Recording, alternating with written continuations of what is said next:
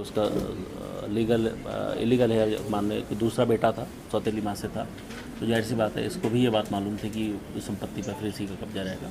तो मेन जो मोटिव है वो तो यही है।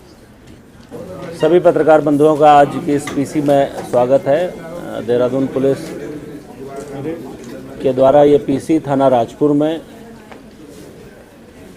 कुछ एक साल पूर्व करीब 25 मई 2025 को एक घटना हुई थी, आप सभी को विदित ही है, जिसमें अजय भटेजा की संदिग्ध परिस्थितियों में हत्या कर दी गई थी और उसके बाद से ही पुलिस लगातार साक्ष्यों को, एविडेंस को इकट्ठा करने में लगी थी।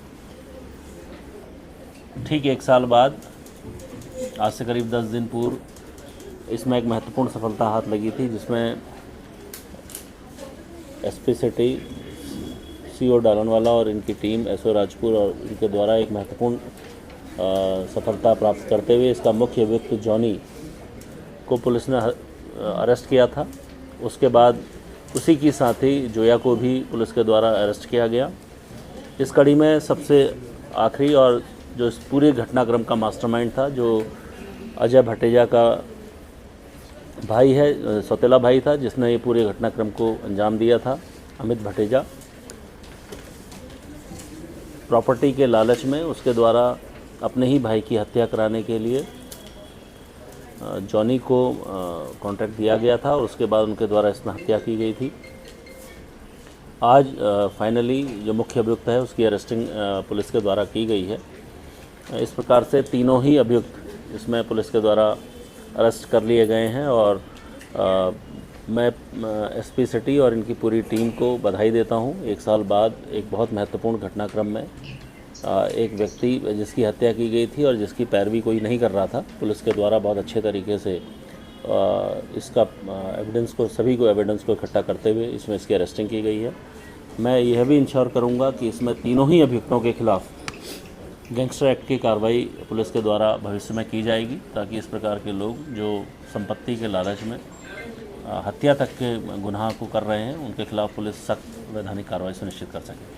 Thank you so much. मेरे स्तर से यही है, आपको अगर कुछ पूछना हो तो मैं। सर, आपने कहा कि पैरवी कोई नहीं कर रहा था, इसका क्या कारण रहा? बेसिकली क्या था कि ये व्यक्ति एकाकी ही था, सिंगल था, इसकी शादी नहीं हुई थी और जब ये हत्या हुई थी उसमें उस समय अभियोग पंजीकृत किया गया था, लेकिन पिछले एक साल से जैसा देखा गया लगातार पुलिस इस पर लगी हुई थी, लेकिन जैसे एविडेंस को पुख्ता करने के लिए जो हमें आवश्यक लोग जिनकी गवाही महत्वपूर्ण होती है वो हमें उस समय नहीं मिल पा रहे थे, लेकिन अब अच्छे प्रयासों से ये सारी चीज़ें संभव हो पाई हैं। इसलिए मैं राजपुर पुलिस को भी बधाई देता हूं कि इनके द्वारा ये किया गया। और इसमें एक महत्वपूर्ण बात यह है कि पुलिस ने इसमें जो मुख्य अभियुक्त है इस पर 50,000 का इनाम घोषित किया गया था और आज इसके अरेस्टिंग एक महत्वपूर्ण सफलता पुलिस की मानी जा सकती है।